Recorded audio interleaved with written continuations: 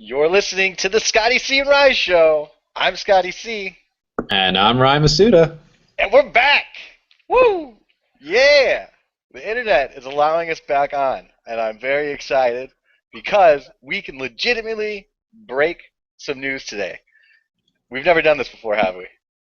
We never have. It might be part of the reason we went underground for 2 months is because we were waiting for the perfect moment to make our return. And what better way to make our return than with breaking something in the world of college football that has not been reported yet? I know. So if you hear this, folks, you will be the first ones to hear this. This is legitimate breaking news, unless somehow it's on the ticker of SportsCenter. I haven't noticed yet. But here it is. Sources say Dave Brandon, Michigan Athletic Director, will be fired tomorrow by the Michigan Board of Regents. Boom! That that just happened. We just broke news. Sources say Dave Brandon out as Michigan AD. The Board of Regents is scheduled to meet tomorrow in Ann Arbor, and Dave Brandon has indicated that he will not resign, and it looks like he's not going to have to. Nope. Nope. And while we do joke around quite a bit on this show and in our day-to-day lives, this is actually coming from a very legitimate source and is probably one of the few factual things you will hear out of Scott and my mouth that is not just a sweet gas bag hot take. Exactly. Exactly. So, big news for Michigan athletics. I think this clearly means Brady Hoke is out at the end of the season, and hopefully better times to come for Michigan athletics. Because Dave Brandon sucked. He was an awful AD. It's the right move, though. It has to be, right? I mean, Michigan, they were giving away tickets to the Utah game for the price of a Coca-Cola. I Yeah. mean, this is Michigan. This isn't FAU. Right? No, it was really bad, man. He just had a bunch of missteps along the way. The renovation of Michigan Stadium, and he ran it like a business, which is a fair, it's definitely one way to do it. But Michigan is all about doing it the Michigan way and the right way, and people just aren't happy with the decisions he's made. So looks like he is on his way out. Breaking news. Hashtag we're reporters now. I found it funny when I saw earlier today, and we're recording this on Thursday, October 16th. I found it very interesting that the coaches at Michigan, all of the varsity sport coaches, had signed a letter of support for Dave Brandon, and I just thought to myself, oh, that's a big shocker. The people whose employment is contingent upon their boss signed some sham piece of paper that says they support him. Yeah, right. Thanks for the report. Yeah. Thanks, guys. But yeah, so exciting. I'm just kind of pumped that we just did that. So It's listen a here, folks. Yeah, it's a first for our show, and hopefully it leads to more promising things going forward. So enjoy that nugget, folks. Thank you, Scotty C, for bringing that to the people. I mentioned we've been gone for about 2 months. Scotty C, where you been? Man, I've been lots of places. Been here and there. I had an epic 3-week trip in the month of August. That started off with you and your beautiful bride's epic wedding in Hawaii. So that was amazing. Followed up by a little stop in Oregon, Denver, and then back home in Florida. And it was whirlwind. And as soon as I got back, I got myself in some trouble with my roommates. All I'll say is I had some late night guests over. It was Labor Day weekend. Things may or may not have gotten a little weird. Uh, had completely forgotten though that one of my roommate's mothers was staying with us that night, and yeah, it just wasn't a good situation. It was not a good situation. Made some poor life decisions that night, and really embarrassed myself in front of a parent who's always been extremely kind to me. So yeah, so I was getting kicked out of my apartment for a while. It was pretty brutal. Like I was, It was that bad? yeah, it was bad. It was bad. So I was getting kicked out. I wasn't really spending any time in the apartment. Um, so yeah, but thankfully, towards the end of the month, due to some very unforeseen circumstances, it led to reconciliation, which I could not be happier about personally, because I get to stay in this beautiful apartment with my friends. But it was brutal. They deserved to be as bad as they were. It was bad. I was bad. I would say more, but once again, Joyce ruins the show. So I was trying to handicap this earlier, and the top three choices I had for your absence was porn, jail, and the CIA. So it sounds like it might have been a combination of all three. I mean, yeah, thankfully no jail, but More like unhouse arrest because you weren't allowed in your home for a little while. yeah, yeah, exactly. I was not allowed at all. It was bad. It was uncomfortable. It was bad. I didn't see Ray for a long time. It was just brutal. The girl I was seeing at the time took it as an opportunity to ask me if we wanted to move in together, and I was just, I was very honest with her, and all I said was, you know what? I have never considered doing that. Is it fair to assume that you two are no longer together? We are not. Surprisingly enough, that unfortunately we're on a break type situation, and so we'll just kind of see how that all plays out. That's one of those that hard to kind of go back for. Once it's out in the open, you just gotta Yeah, kind of. yeah. It's like the So girl that tells you she loves you after, a month. You just don't say it back. There's really no going back from that. yeah, But sounds like that. Did I tell you that story also? oh, Move on from her real quick. So yeah, man, I was just wandering the streets. It was very unfortunate, and then yeah, man, it was just a crazy month. Getting everything back on track this October, and I ran into my old boss at a bar last week. My boss, Kevin Diedrich. Shout out to you, Kevin. I know you're gonna hire me at your next restaurant. I know you are. Don't deny it. Anyways, so we're hanging out, and he calls me Strawberry Whiskers. And so he orders us a drink. He goes, Strawberry Whiskers wants some more milk out of a saucer. And so the bar owner, Kinson, who is an epic dude, always takes great care of us. Go check out his bars, The Alchemist and Woodbury, if you're ever in San Francisco. Both fantastic places.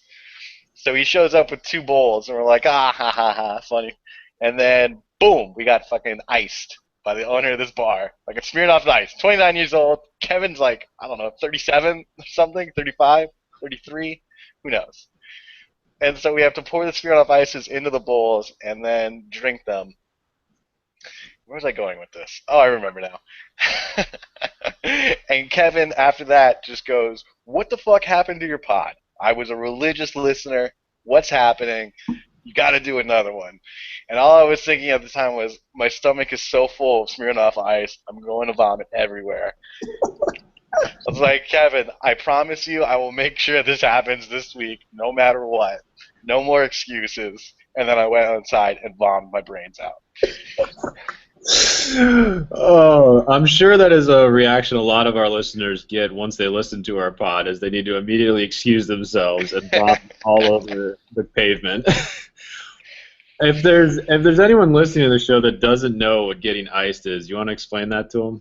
It's when someone puts a Smirnoff Ice in front of you in a sneaky fashion. So you don't see it coming, and then you're forced to chug said Smirnoff Ice. It was big a while ago, and I think the only reason why they still make it is because of Kevin, Kinson, and my other buddy Zach, because those guys are religious about icing people. Kevin iced us all at like the company party, Christmas party last year when I was still working at Jasper's. He's like, he called us all up. He's like, I just want to, say thank you to all you guys. This is for you. I really appreciate it. We got handed a brown bag, and we opened it up, and like he iced all of us at once. Thank you guys so much for all your hard work, your sacrifice. I know the past couple of months have been tough. Everyone's kind of been dealing with a bit of uncertainty. And to kind of thank you all for your hard work and dedication, have some vomit in a bag. Yeah, yeah. Have some worse tasting Sprite. So, yeah, so it was pretty funny. So that's why, and then you very serendipitously hit me up when you're in New York, and now here we are. So, you know, let's talk about the future. Well, before we talk about the future, let's talk about the past a little bit. We've completely neglected our bread and butter by being out of touch. So, has there anything? I mean, I don't want to sit here and just do like a big overview, but I guess I'll start with the Magnolia State. I guess before I get to that though, over under on the amount of SEC games you've watched this year at 7.5. Over, man. The Awesome. SEC's been the best conference this year. Like, it's not even close. So It's just who? those games are the most entertaining. It's like it's not even a thing, really. I mean, the Pac-12's had like some crazy games, but the quality of football isn't as high. So who is more legit? Who do you think is more capable of winning the SEC West, Mississippi State or Ole Miss?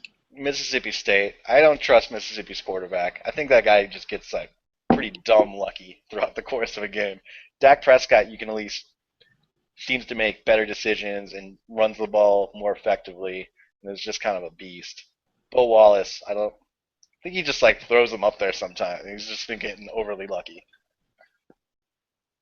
So even I actually disagree with you. I actually believe in Ole Miss more than I do Mississippi State. But I'll stick with Mississippi State for a second. They still have to travel to Tuscaloosa, and I believe they also have to go to Fayetteville. Do you think either one of these teams is going to be undefeated when they meet in the Egg Bowl? I mean, going to Alabama is pretty tough, but Alabama's just not as good this year. You know, they'll still beat 97% of the teams in college football, but who's Ole Miss have left? Ole Miss has LSU this week after they play. Um, who does Ole Miss have this week? Is it Tennessee? They got Tennessee at home. So basically, Ole Miss has LSU, but then they have Auburn, and I believe they're at Auburn, You which know what? I I would be think surprised if they both end up undefeated going into that game. I think really. minimum one of them's going to lose a game, right? I think both of them are going to lose the game. Yeah, it's the conference is too tough, and if you're going to Alabama and you got Auburn, it's just a thing that's bound to happen.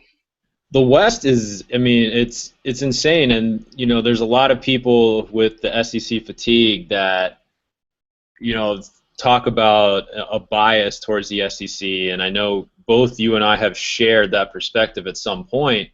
But when the Western Division is undefeated against teams outside the West, I mean, what more do you want them to do?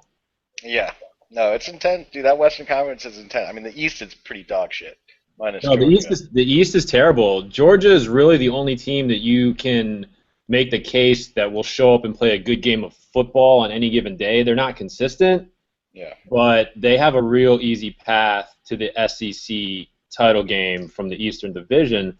But anytime your division's worst teams are LSU and obviously a very, very, very quality Arkansas team, yeah. that's big. Yeah, That's big Brett time. Phillips was cursed, yo. He brought too much bet. Like he talks too much shit leaving Wisconsin, or his wife did, or something. I don't know how he keeps getting so unlucky. But Yeah, another year, maybe they'll break through. my biggest reason for believing in Ole Miss as opposed to Mississippi State is Ole Miss. Man, they are actually the best defense in the nation, and I think they've only allowed 6 touchdowns throughout their entire, throughout all their games. Yeah, but I And just think Bo Wallace is gonna lose. He's gonna lose a game for them sometime. Like I think that's their issue. it's entirely possible. He's done it throughout his entire career, but at the same time, I just trust Ole Miss's defense a little bit more than I trust Mississippi State's. Mississippi State too. They've been turning the ball over pretty frequently, and they've been able to get away with it because they've also been forcing turnovers. But I'm pretty sure they're averaging over 2 turnovers a game, and that's one of those things. Like if it happens 1 or 2 games, okay, it's an anomaly. But we're what, like, 7, 8 games into the year at this point, and I think it's more of a trend. And Mississippi State, Arkansas is going to beat somebody. They're going to beat someone, and I mean, I actually think Arkansas has got a real good shot against Georgia this weekend, and it's not. I don't think it's ridiculous to say that the worst team in the SEC West could finish in the top three of the SEC East. Oh, no, no problem. All right, so for me, let me know if you disagree with this. The best conferences so far, I mean, the SEC, mostly due to the strength of the West, the Pac-12, then the Big 12, then the Big 10, and I just think the ACC is absolutely god awful. It annoys me.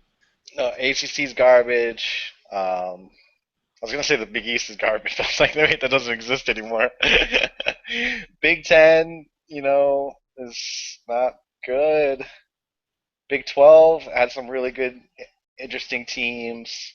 Pac 12, man, I just don't know how good the Pac 12 is. It's weird, man. I think Oregon, with stomping UCLA the way they did, has proven they're the best. There's just a lot of parity in the league, and there's been a big, of course, Pac-12 discussion's bigger out here. Just like, is this parity good? Like, are they good teams, or are they just like a bunch of mediocre ones? And it's been hard to tell. Well, some guy on ESPN going into last week had Cal as the number 2 team in his Pac-12 power ranking. So I think that shows that maybe not a lot of people outside of the left coast are paying attention. If someone could say something like that, because I don't care if Washington was favored by 4, or if Washington was a 14-point favorite, I would have taken them in that game. I think the thing with the Pac-12 though is there's a lot of teams out there that are just banged up, and a lot of teams that I don't know. I think Oregon's still very much in the mix. And it's hard because I mean, once they got Jake Fisher back, you could see against UCLA they're just a completely different team. Mariota's not there running for his life. Utah's not a bad team. They're not bad. I'm picking Utah to win tonight. I'm taking them -3 against Oregon State because Oregon State is not a good team. Like the teams they've beaten are marginal at best. They got smashed by USC, who I don't think is as good as they looked in that game, and I think Utah's really going to bring it. No, and the biggest thing working against the Pac-12 is just that because who would you say, like, where would you put USC in the pecking order of the Pac-12? Like, you have Oregon. What do you got? Like Stanford, UCLA, 2, 3. Do you put Arizona above any of those 2 teams? I don't think you Yeah, do. I got Oregon. Well, what Arizona's only got the one loss, right, to USC Yeah. by a couple points. Yeah, I mean, I feel fucking cheesy putting Oregon over Arizona, even though they have the same record and a head-to-head loss. But I think clearly Oregon's trending in a different direction. So I got Oregon, Arizona.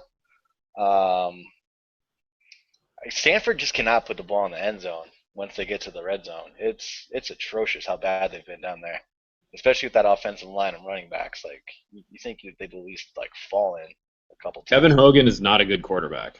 No, no, no. He was definitely the most overrated quarterback coming into the season in Pac-12. So yeah, I got Arizona. I mean, I really like Arizona State. They've just been decimated by injuries. UCLA, I think, has gotten pretty lucky in some of their games. I mean, it's a pretty uncleared like top 4 or 5. You can kind of put them in any order after Oregon and have a pretty solid argument. Well, where I was going with that was you can't, if you're the Pac-12, you can't have, we'll just say their 5th best team because the Arizona State game to me is fluky. USC, if they have a competent safety that bats the ball down instead of sitting there just with his hands up saying, oh, this ball's going to come to me. Sweet. If they have a competent safety, USC wins that game. That's really Arizona State's only win over a ranked team. I mean, UCLA went in there and smashed them. So you can make the argument that USC is the 4th or 5th best team in the Pac-12. I think when they play UCLA, that'll be very interesting. But you can't have your 4th or 5th best team going to a bottom tier ACC team and losing to a quarterback that couldn't beat out Jeff Driscoll. Right. Jeff Driscoll's the worst. But I do want to give a little bit of love though to Washington, and they've been interesting because it's funny that Hawaii has actually played three Pac-12 teams within one score, and as we all know, Hawaii's not very good. But I think one of the best players that the East Coast hasn't heard about is it's like, what is it, Haoli, that Kikaha kid from Hawaii, I mean, Washington's if you can't linebacker. pronounce it, I know I can't pronounce it. So, Well, that's, I'm not that's even his gonna best. fucking jump in on this. Yeah. But it's like everyone pays a lot of attention to Shaq Thompson out there Who's the because of player? his role as a linebacker and a running back. But dude, Kakaha, pretty sure leading the nation in sacks and tackles for loss. And I'm really excited for this Washington Oregon game this weekend. I think Washington's a pretty decent grab as a 21-point dog just because Ooh, that's of 21. I yeah, like that. yeah, they're 21-point dog. They're not a part of my winners that we're going to get to here in a little bit, but I wouldn't hate people for going on the Huskies, especially because Chris Peterson was 2-0 against Chip Kelly when Chip Kelly was running Oregon's offense, and I like what he's done with the defense, even though it's all Sarkisian's players. But dude, between Thompson, Kikaha, and if they can get any sort of ball control going against Oregon, which is very possible because Oregon's defense has been very, very suspect. Dude, Washington can hang around in that game. No man, dude, 21. I think that's a good line. I think it's a nice line for Washington. And I mean, seriously, I think why that game is going to be a lot tighter than obviously people are thinking.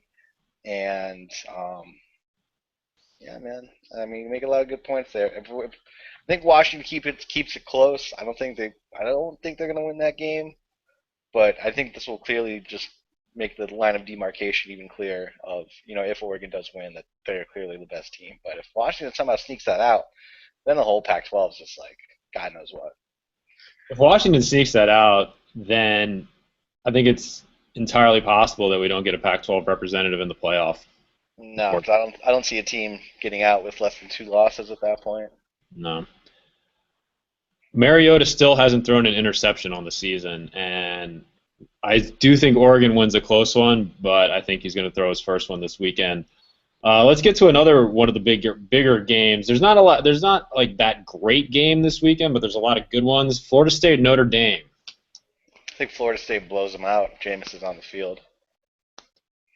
I don't see any reason Jameis won't be on the field. I know there's been a lot of talk about the student hearing, and I do have a little something on that we may or may not get to. But it's weird that Florida State's not getting a lot of love. Well, Everyone's people, kind of like I don't want to say dismissing, but it's not like if this game were played last year where everyone would just be kind of piling on and telling Florida State how great they are. Everyone's just talking about how kind of adequate they've been, how everyone's kind of expecting this and they're getting that. And you have Brian Kelly saying that this is the least complex defense ever Golston's going to face all season. I don't see how. that's also probably the most athletic. So I just don't see how all of the. I mean, it's what I'm saying though. It's one of those things where like if people are coming in saying Florida State's going to blow them out, they're going to blow them out. Florida State's rolling. Notre Dame doesn't have a chance, and no one's saying that. well, yeah, because it's the Florida State has just such insane expectations put upon them that they're like supposed to blow out teams 60-2. And they very Syracuse, man, no, they're not a great team, but they're a chippy, hard playing team, and FSU had absolutely no problem with them. So that's why coming in and Notre Dame this time of year, if they ever go on any sort of winning streak, is always so overly, placed in the polls and just overrated every time. That the combination of those two things come together with all the Jameis stuff, yeah, I mean, people aren't saying. I don't think Notre Dame can stay on the field with Florida State.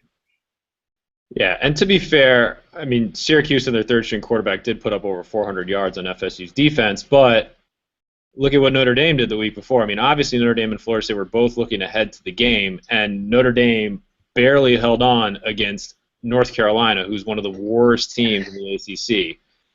And Florida State, it's at Syracuse. I'm not saying that's a very tough place to play or anything, but At Syracuse, early game, yeah, like there's there, and obviously both teams were looking ahead to it.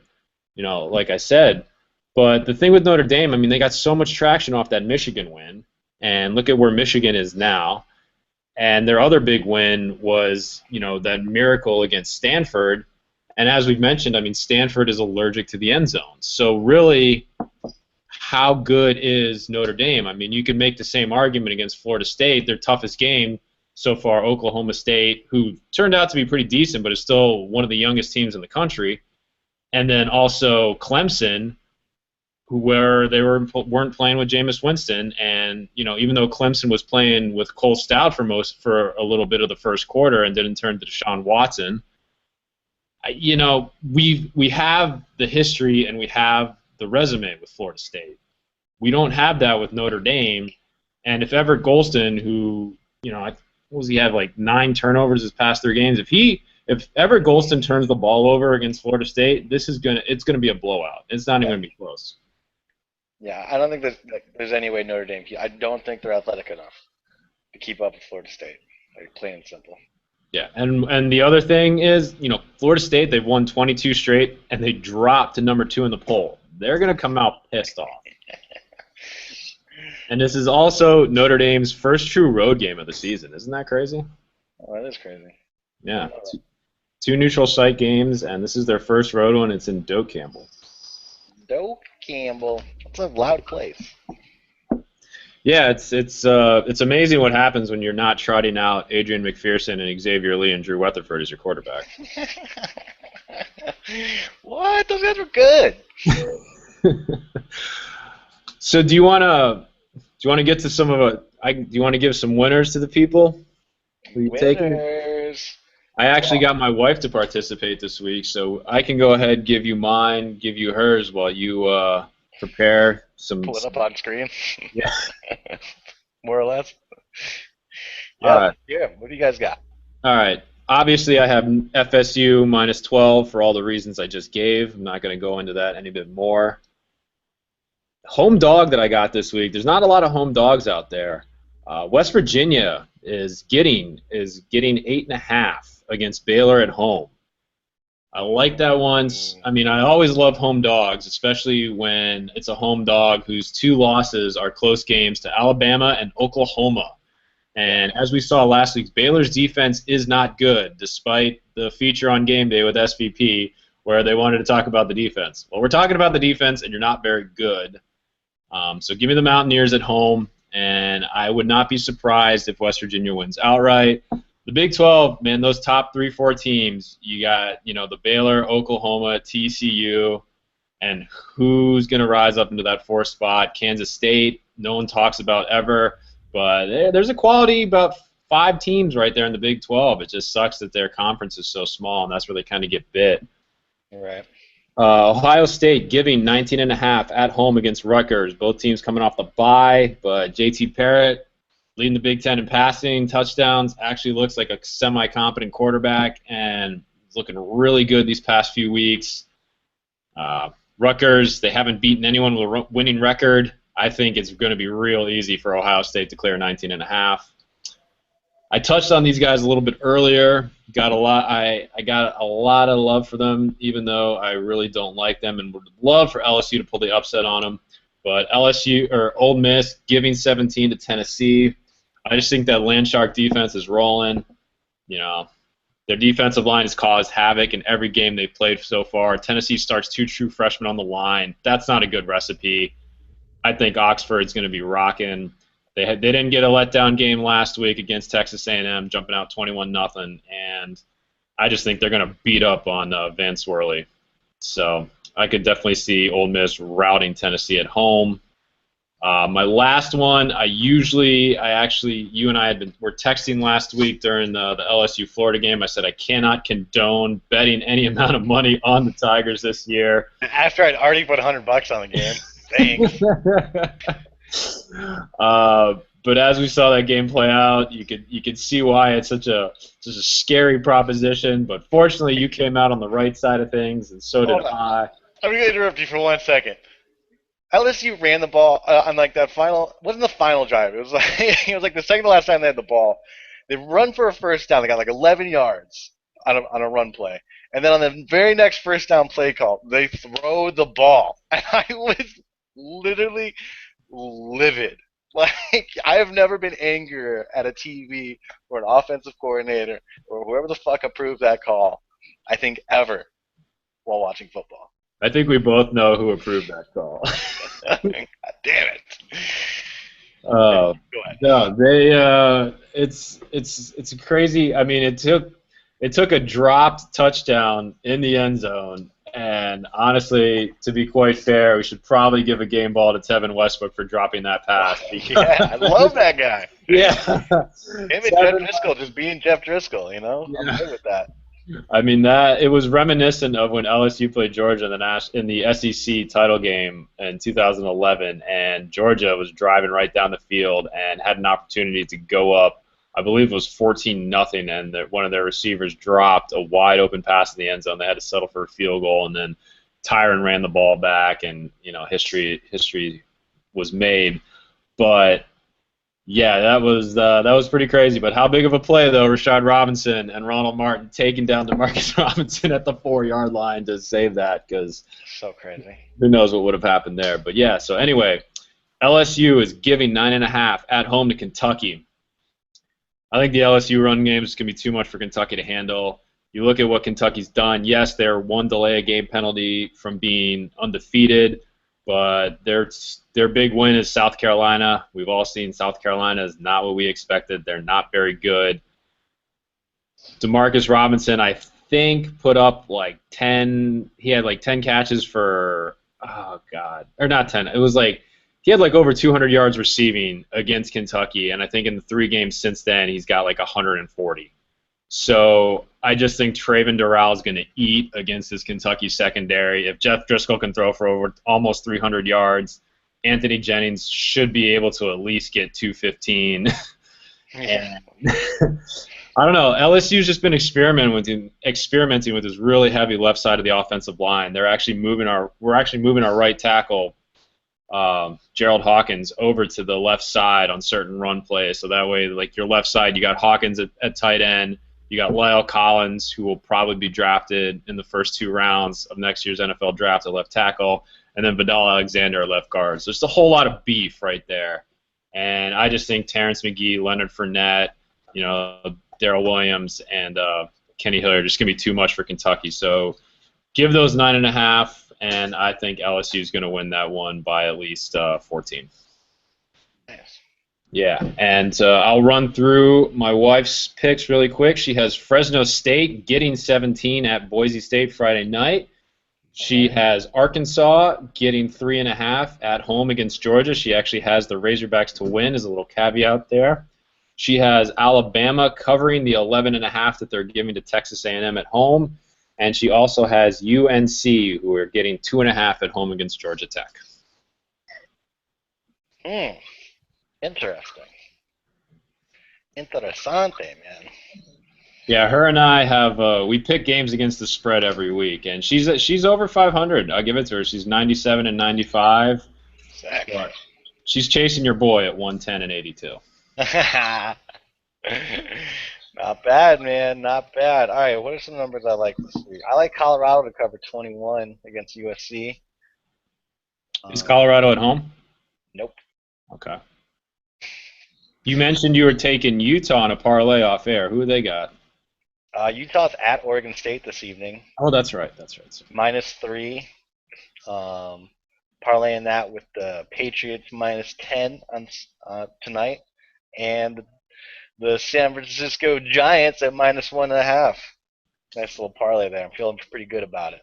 You can't give the home team on Thursday Night Football enough points for the NFL, so I'm liking that. Are the Giants going to advance to the World Series without hitting a home run? I think so. Well, actually, you know what? Tonight they might get. I think tonight, after last night's miscues by the Cardinals, they're like pretty down and depressed. I think the Giants go big tonight. Like I think it's going to be a fucking rout. It's going to be one of those games. Who do you think hits the first home run for the Giants? Ooh, I'm going to go with. You know what? He's been getting underneath the ball a whole bunch, a lot of pop-ups, like long pop-ups. But I think Buster Posey's primed to fucking finally smash one out. So that guy is good at baseball. It's pretty intense. Like, because you're forced to watch the Giants here. There's no ifs, ands, or buts about it. So I think I'm liking it. I'm liking his chances to finally just smash one out. The only correct answer there is Madison Bumgarner. How dope would that be? I'm Two taking grand him. slams. Two Give grand me, slams. give me Bumgarner, man. 4 home All runs this right. year. Give me him. I'll take Why him. not? He swings big. He swings Yeah. big. You wanna? I like UCLA to cover -7 against Cal at Cal. Well, that's it. Yeah. Oh wow. Um, I like Boston College to cover 5 against Clemson. Or they're getting 5. Boston College is getting 5. So yeah, that I think. Oof, I don't know. I'm tempted to take Georgia. I kind of, even though that is such a trap game, you just never know.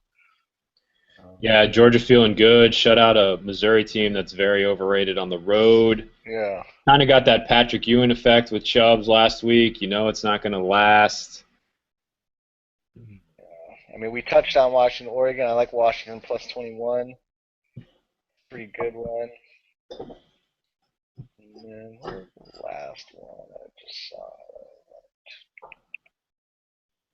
Oh, yeah, I think those are the ones I'm most confident about.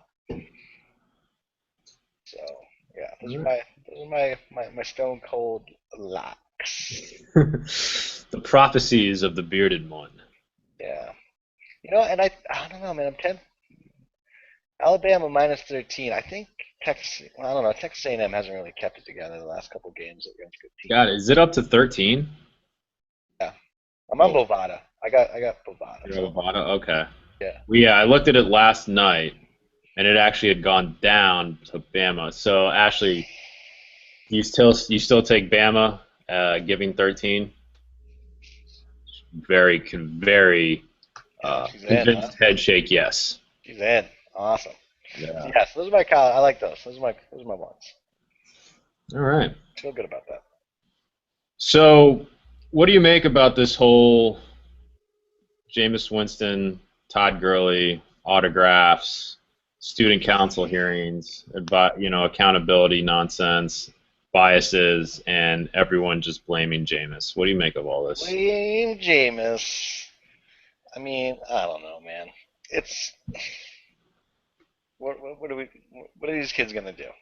I mean, they're not like how many games did Jameis Winston miss for being accused of rape compared to now Todd Gurley missing games for getting a couple bucks for his autograph? You know what I'm saying? So it's just like the NCAA, man. But Scott, there's an ESPN has an SEC bias that is trying to ruin Florida State and Jameis Winston. Jameis Winston is not making smart decisions, unfortunately, off the field. And I was way more on Jameis Winston's side until watching him on the sideline of that Clemson game. And I don't think over the course of 3 hours I've learned to hate someone as quickly as I turned on him just watching his fucking buffoonery like on the sideline. I don't think I could stand that guy if I ever met him. And so obviously that's just carrying over off the field. And yeah, over 2,000 autographs now verified. Like, come on, dude. Like, and you didn't take $1, not one. So, but just let the kids play, man. It's their name. Here's the thing: the NCAA will only get involved when they feel like they're losing money. If they're not the ones making money off of it, then that's when they get upset and suspend kids. Otherwise, they're like, whatever. So it's just more fucking shammery. Well, if there was an SEC bias, then why was Todd Gurley's story about taking $2,000 for autographs the lead story on SportsCenter? Yeah, there's no SEC bias, man. There's just the FSU fans are just overly defensive. You know, it's just it's like Florida fans with Tim Tebow. They'll just always, no matter what, come to the defense of this dude, regardless of. Right, and I mean How, Tim Tebow had, but he was there was oversaturation of coverage from Tebow, but it was never in this type of context. Johnny Manziel, outside of the autograph story, basically the worst stories you had with him was the parking ticket incident and yeah, him getting thrown out of frat parties. All right. With Jameis, you got a BB gun fight that causes property damage. You got him stealing sodas from Burger King. You got him stealing sodas or stealing crab legs from Publix. You have him accused allegedly of sexual assault. You have him jumping up on a table in the union and screaming what he did after being accused of sexual assault. I mean, he Jameis found, has done this to himself. yeah, The ESPN and the SEC have not made. There's not like a little Jiminy Cricket ESPN SEC fairy sitting on Jameis Winston's shoulder saying, "Hey, you know what would be really awesome if you go into the middle of the union where everyone's got a phone and scream something that's really, really not a good idea based on what's happened to you in the past 2 years." yeah. And since everyone knows who you are, everyone, you're a 6'4", very athletic looking black man who is on TV every day. People know who you are, Jameis. So, FYI. Yeah, you mentioned that Jameis Winston, there's been 2,000 signatures that have been authenticated that have been attributed to him. Guess how many signatures were attributed to Todd Gurley? How many? 80. Oh, And there's been just as much coverage. So just chill the fuck out, Florida State fans. All yeah. right, just simmer a bit down there because Todd Gurley was the lead story on ESPN. He was the lead story on SportsCenter, and Jameis is getting the same exact treatment. Yeah. Blame Jameis. Some of the blame Jameis stuff has been pretty funny, though. No, it's been funny, but the thing that's sad about all this is that he's gonna go into this student hearing, and as someone who went through a student hearing with the Office of Accountability, I know how horribly slanted these are against the person who is accused. In this case, it'd be Jameis, and there's like the burden of proof in these things is so far below what is required in the court of law. It's true. I've lost one of them. Yeah, you've lost. So you've been in one too. Yeah. Yeah, I threw Okay. a chair through a wall in my dorm. I tried to deny it, even though I did it. I had two people come in and lie for me, and they're like, "No, you did it." But anyway, sorry. No, no, I didn't realize you had been. Well, that's interesting that you had been through one. No, I mean, it was in mine. I mean, I brought in two people because I was accused of cheating on an exam. I had two people come in who sat directly behind me and said that they didn't see me doing anything that wasn't allowed under the parameters of the exam. And I know for a fact that that wouldn't have been enough unless I was able to produce electronic evidence off my computer that showed that what they accused me of using, I didn't actually use. And the only way I was able to do that was to show on there the date that that document was last opened. And so I just know that like this is heavily slanted against Jameis, and there's been a lot of mistruths out there. A lot of people are saying like, oh, he's not going to be allowed to have a lawyer in there. You can have a lawyer in there. That lawyer just can't speak for you. So Jameis is going to have to go in there and defend himself, which is a problem. I mean, What? I He mean his seems so lawyer, eloquent. his lawyer can sit there and tell him things to say and questions to ask, but the lawyer can't speak directly for him. But at the end of the day, though, like I'm sure I mean, this was in my case. I didn't have three independent arbitrators hearing mine. I had people who were affiliated with the Office of Accountability and students who worked in that office as my jury, which shows how impartial, air quotes, it really is. I don't know if yours was set up similarly. Mine was like the housing dean, and then like a few. I think they were just like other just boring RAs, or I don't even remember. It was like 10 years ago. So So, either way, didn't matter what I said. They were like, "This happened. You walked through this room, and then there was a hole. You did it." I was like, "Well, I mean, yeah." So from when you threw the chair to when you had that disciplinary hearing, how long did that take? Couple weeks, few weeks. So it was less than a month, or about a month, give or take. Sure. I really have no fucking idea. I'm sorry. It No, was at no, least a but couple weeks. Yeah, like yeah, if I said the over under was 2 months, you would say under. I'd say under. Yeah, Okay. definitely Mine took 2 months to occur. Jameis has taken 2 years. under. Yeah. So, you can have this persecution complex, FSU fans, but at the end of the day, Jameis Winston's lawyers got a copy of a private investigation before it was sent to the prosecutor's office. That is a fact, and that is not legal. And you can sit here and say that, oh, poor Jameis, he's got to go 2 years, they're dragging this out now. What horrible timing. Well, you know who else probably thinks this is taking, too long to have a student hearing about this? The girl who's accusing him of sexual assault. I don't know what happened. I'm not going to pretend that, girls don't try to trap football players because just see what happened with Treon Harris.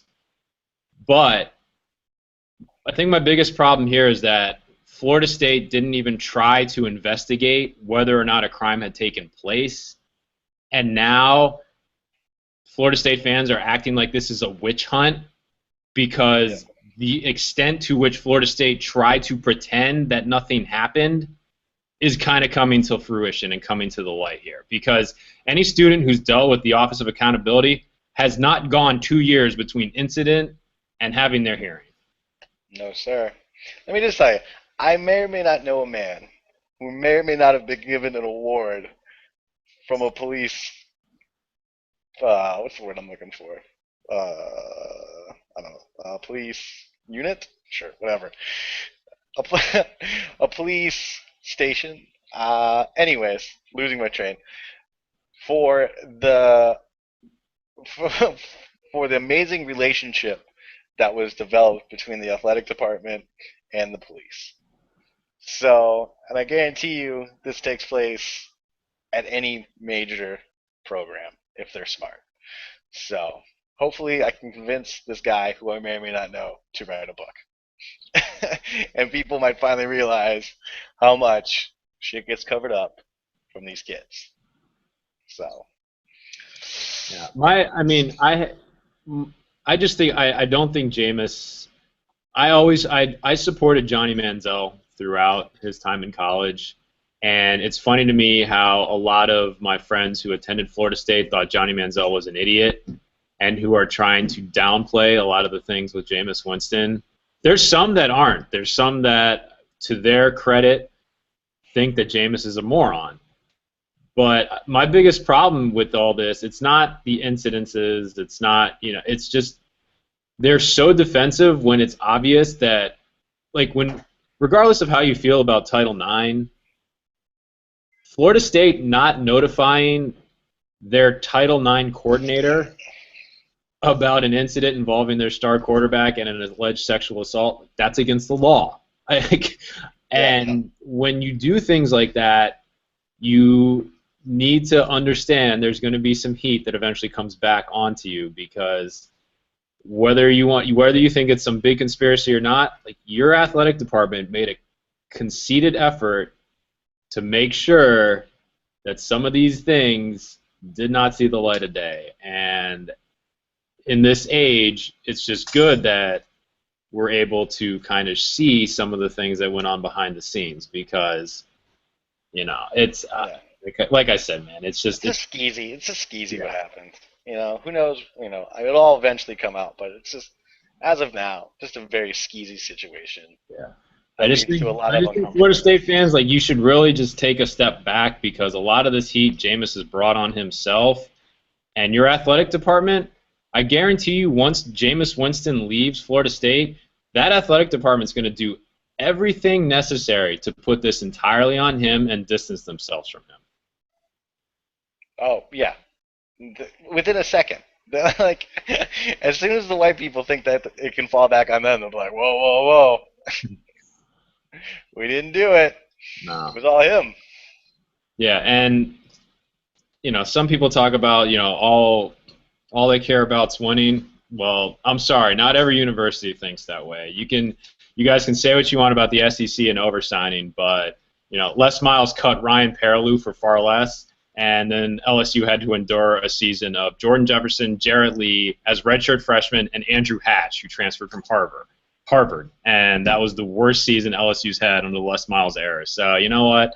Not every school is all about wins and losses. Praise the hat. I love the hat this week. We'll see about next week.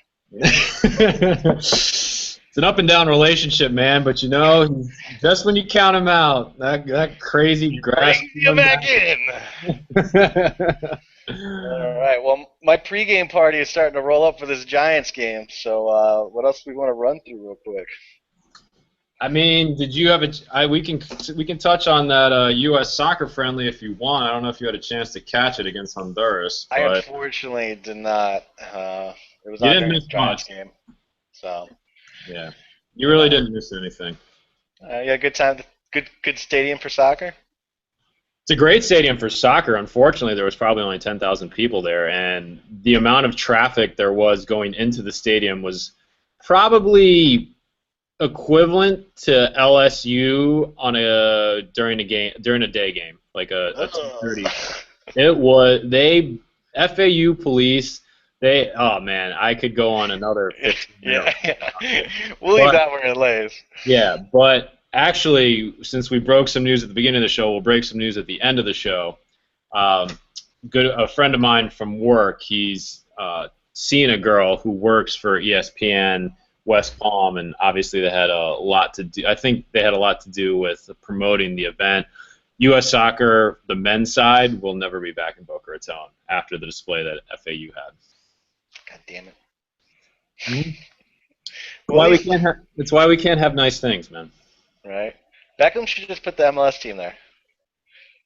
I wish you would have, but it was obscene. Like traffic was backed up past Glades, like going towards Town Center Mall to get into FAU because they had 3 entrances blocked. For no reason. There was no reason for them to have the entrances blocked. They were filtering all the entrances into that entrance right across from that Chevron gas station. So